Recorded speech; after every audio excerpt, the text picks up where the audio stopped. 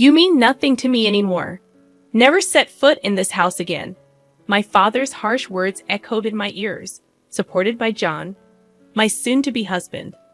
I left my family home in tears right after graduating from high school. My name is Amy, and now, at 36, I am a farmer. It's been 18 years since I walked away from my family home. From this point on, the time I spend living my chosen life will surpass the time I spent in my family home. A thought that fills me with sentimentality. Our family home was in the city, with my father working in a corporate job and my mother as a stay-at-home mom. It was a family of 4, including my elder brother born a year ahead of me. My parents were the sort who made no secret of ranking their children, with my brother always receiving preferential treatment. The meals we had and the grandeur of our birthday gifts were consistently superior for him. He flaunted his supposed superiority and always belittled me. Loneliness and cries for attention punctuated my childhood, but my parents remained unyielding. I eventually gave up, and the turning point in my life came during the summer of my second year in high school. My brother, aiming for a top-tier university, was struggling with poor mock exam results. Frustrated, he vented his anger on me. My parents, treating him with utmost care as if he were a fragile object, piled household chores on me, leaving no time for my studies. Because I outperformed my brother academically, they attempted to lower my grades to boost his spirits. It made no sense. It was during this time that a teacher at my high school mentioned a rural experience program, a 2-night getaway immersion in country life. Students could stay at a host farm, harvest vegetables, and cook together. It was an opportunity to escape my toxic home environment, and I bravely signed up for it despite my father's objections. He had always dismissed agriculture as a career for those who couldn't secure corporate jobs, while my mother scoffed at me, questioning my sanity for willingly embracing manual labor and getting dirty in the mud. I defied my parents' opposition and used my saved pocket money to participate. It was the first time I'd ever gone against their wishes, and it turned out to be an excellent decision for me. Starved for familial love, it was a truly wonderful experience. Working in the fresh rural air was invigorating, and I discovered the warmth of a family. The eldest son of the host family, John, was a year older than me and the same age as my brother. At first, I was wary because of his age, but John was nothing like my brother. He was kind yet firm, got along well with his parents, and was equally kind to me. John's parents were genuinely gentle people. Though it was only 3 days, parting from the farm left me in tears, and John's mom cried alongside me, saying, "You're welcome back anytime." I promised that I would indeed return. Since they didn't use their cell phones much, I started writing them letters regularly. Before long, I began receiving replies from John, and it evolved into an exchange diary. We eventually started dating, a pure, long-distance relationship without even a kiss. As my brother failed to get into his first-choice university and ended up in a third-rate private college, I became a college applicant. However, my parents pressured me to get a job instead of pursuing higher education, claiming women didn't need an education. The real reason was likely their fear of me attending a better college than my brother. Since the rural experience, I had dreamed of becoming a farmer. While I could become a farmer without attending college, John was a college student who had moved to the city. Deciding to pursue a college education and aiming for a new form of farming with a clear goal in mind, I dedicated myself to daily studies despite interference from my parents and brother. Upon passing the university entrance exam, my father erupted in fury, questioning if I, as a woman, intended to attend a better university than my brother. My mother joined in, claiming they couldn't afford to support me because my brother needed the money. Devastated by their words and a massive argument, I chose to sever all ties with them. John, now my in-law's son, came to pick me up, and they generously supported my college expenses. 4 years later, I married John, never contacting my parents or brother during my college years. However, When my in-laws insisted we inform them about the marriage, my husband decided it was time to visit my childhood home for the first time in 4 years. The timing was chaotic during the planting season, so we could only make the visit at the beginning of summer. My husband, in-laws, and I arrived with sunburned and darkened faces from working outside. To our dismay, my parents and brother openly ridiculed us upon our arrival. My mother, in a condescending tone, questioned our financial status, stating, "No offense, but how old are you exactly? You must be quite poor to be working until you're all dark like this." Feeling mortified, I pleaded with her to stop, but she ignored me. My brother smirked and taunted, belittling those engaged in physical labor. I turned pale as the gentle smiles on my in-laws' faces froze. My husband firmly declared, "With all due respect, we are proud to be farmers."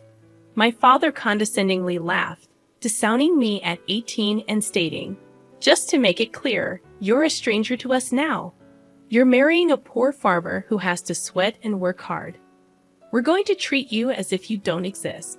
It'll be a problem if you come asking us for money. We don't want to see you anymore." Already disowned at 18, I knew I was on my own, even without explicit confirmation. Despite this, I tried to maintain courtesies.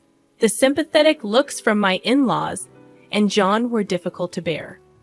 On the way home, I quietly wept and resolved to forget about my biological family.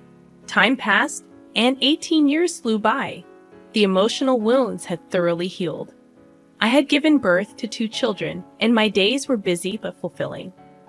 Although I had virtually erased the memories of my parents and my brother, I was informed by a cousin that my brother was getting married. My cousin and I had always been close, occasionally meeting even after my marriage. At the wedding, my cousin said, however, I hadn't heard anything about the marriage plans of my parents or my brother. "Well, since we're estranged, it's true that there's no way for me to know," I replied. "I heard they are building a new duplex. I wonder if it's completed." Apparently, both my parents, my brother, and his wife planned to move after the wedding. My cousin knew about the estrangement between my parents and me, that they seemed to think that I would attend weddings and funerals. After finishing the phone call with my cousin, I impulsively dialed my mother's cell phone number. However, I was met with an automated message saying, "This number is no longer in use." I tried calling my father next, and again, the same automated message. Had they changed their cell phone numbers?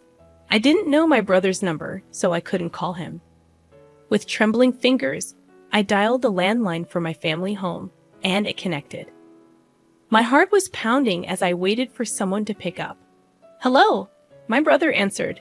"Brother, it's Amy," I said, hesitating over what to say next. About to offer congratulations, my brother cut me off.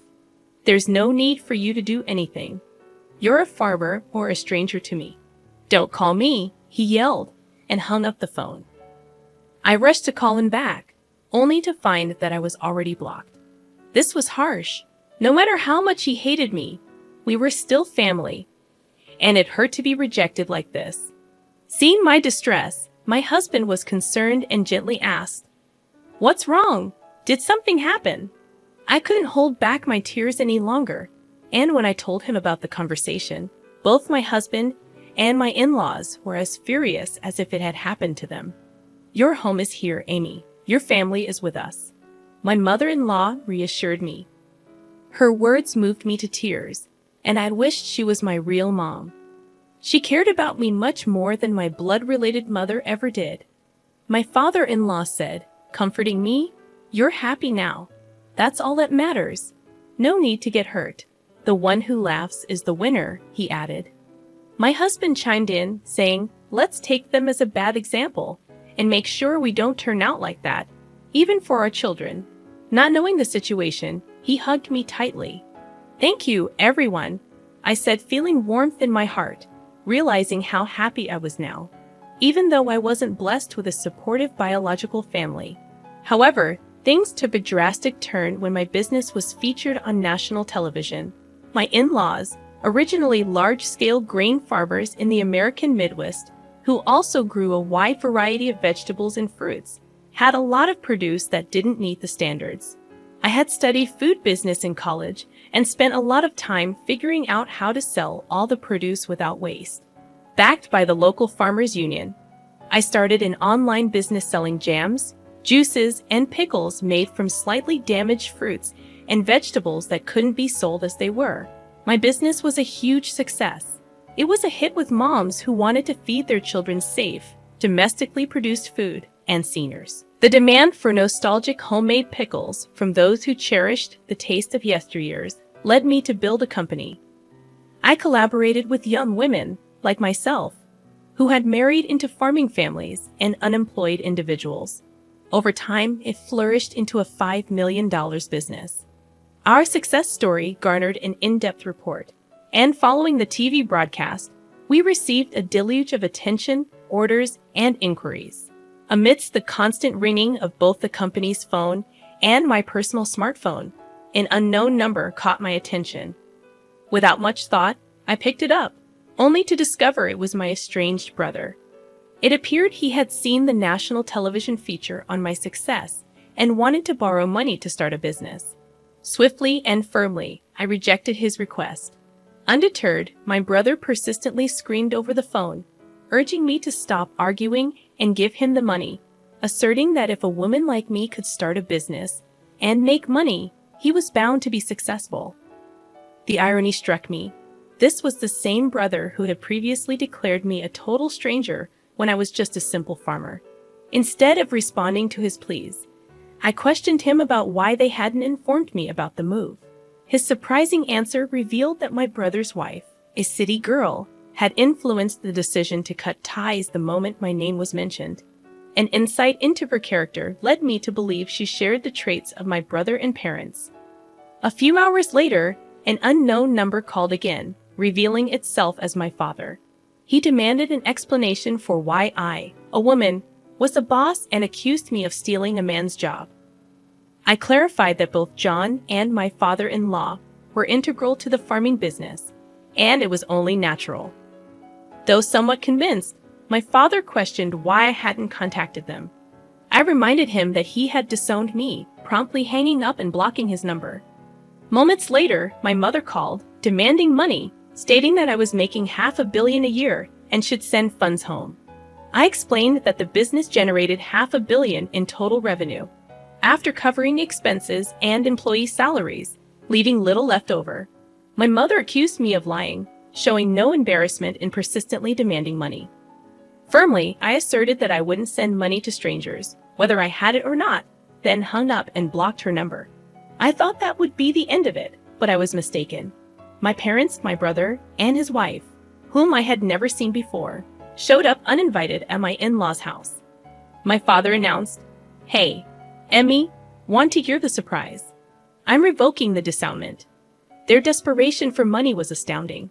Even my mother-in-law couldn't hide her disbelief and asked, "What on earth is going on with you people?" The discomfort was evident, and my father-in-law and mother-in-law glared at my parents in silence. Even the employees had gathered, staring at my parents with astonishment. It was clear that my brother was not welcome either, but he retorted, "The real blood connections are us. We have the right to share the money you earn too." The woman who seemed to be my brother's wife nodded in agreement with his words. I was seething. "I don't think so. Even though we share a blood connection, there was no emotional connection at all.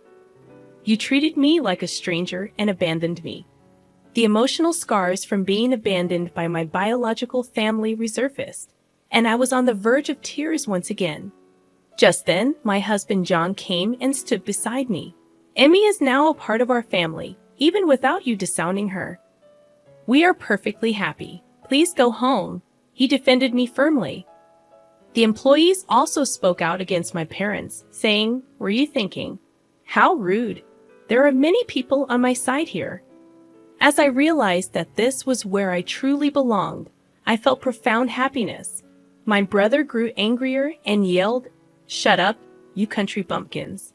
You're all low-educated trash, aren't you? Obey what we say in silence." But John calmly replied, "Well, both my father and I are Ivy League graduates, and Amy has graduated from a well-known agricultural university. This revelation about our educational background seemed to catch my brother by surprise. "Why are you farming despite being graduates of top universities?" he blurted out. John responded confidently, "Farming is a respectable profession where we can fully utilize what we studied in college." I couldn't help but burst into laughter amidst the tension of the situation. "Brother, you've lost to John in everything," I said, feeling a sense of relief. Perhaps I had been too afraid of my brother and parents. I wanted to make it unequivocal one last time. "We are already strangers." I paused for a moment, deliberately shifting to a more polite tone. "So, I can't lend or give money to strangers. Please leave. If you cause a disturbance or act violently, I'll call the police and take legal action." I made it clear that our ties were severed. My in-laws and husband moved closer to me to shield me from any harm that my parents and brother might cause. I was deeply moved by their protective presence, feeling truly cherished. The employees also chimed in, shouting at my parents to leave. My parents, brother, and sister-in-law glared at us with resentment, but had no choice but to retreat. According to a story I later heard from my cousin, my brother and parents had attempted to get rich quickly through a business venture, accumulating debts. Instead of seeking financial assistance from me, that arrogant attitude had led to a significant failure, and now they were on the brink of bankruptcy. However, I had no intention of getting involved anymore.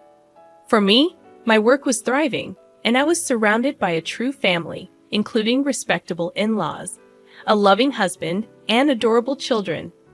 I treasured every day, savoring the joy of life. In the aftermath of the tense confrontation with my estranged family, life continued to unfold in remarkable ways. I found solace and happiness in the warmth of my in-laws and my husband John, who stood by my side unwaveringly. The unwavering support of my new family proved to be the greatest treasure I could have asked for. My business continued to thrive, and I expanded it even further, working alongside my dedicated team. The success of our venture allowed us to explore new opportunities and make a positive impact on the community.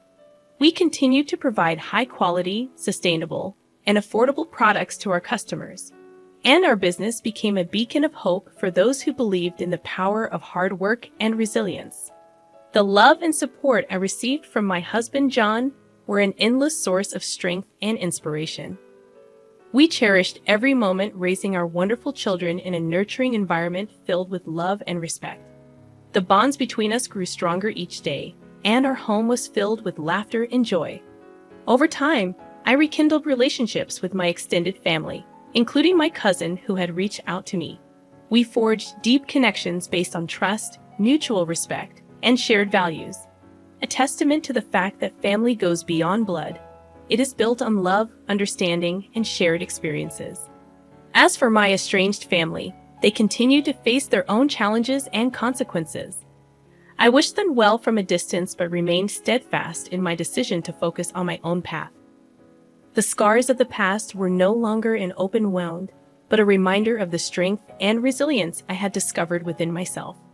In the end, my story was one of triumph over adversity, of finding love and belonging in unexpected places, and of building a life based on my own values and aspirations. It was a testament to the power of choice and the incredible capacity of the human spirit to endure and thrive in the face of challenges. With the passage of time, my business continued to flourish and evolved into a community-focused enterprise. We started supporting local farmers and artisans, expanding our product range to showcase the talents of our region. Our commitment to sustainable practices, along with our dedication to quality, gained us a loyal customer base. This connection with our community allowed us to give back in various ways, from supporting local charities to hosting events that celebrated our shared values. As our children grew, we instilled in them the importance of hard work, empathy, and resilience. They witnessed firsthand the importance of family, not solely defined by blood, but by love and shared experiences. Our home became a sanctuary for their growth and development, fostering an environment where they felt loved, nurtured, and encouraged to pursue their dreams. The support from my in-laws remained unwavering. They were not just in-laws. They were the family I had chosen, and I couldn't be more grateful for their love and acceptance. My mother-in-law, in particular, became a cherished friend and confidant, offering her wisdom and guidance as I navigated life's challenges. Meanwhile, my cousin and I continued to build a strong and lasting bond. Our regular interactions allowed us to strengthen our connection, and we often found ourselves sharing life's joys and challenges. This relationship was a testament to the enduring power of chosen family, where genuine love and understanding prevailed. In the broader scope of life, I found solace in my decision to leave the past behind. While my estranged family faced their own trials, I focused on the present and the future. My husband, my children, and the people who surrounded me were my pillars of strength, reminding me that a loving, supportive family can be found in unexpected places. My story serves as a reminder that family is not solely defined by blood ties. It is a connection born from love, shared values, and mutual respect. I had come a long way from being disowned by my biological family, and the journey had made me stronger, more resilient, and deeply appreciative of the true meaning of family and the love that can be found in the most unexpected places.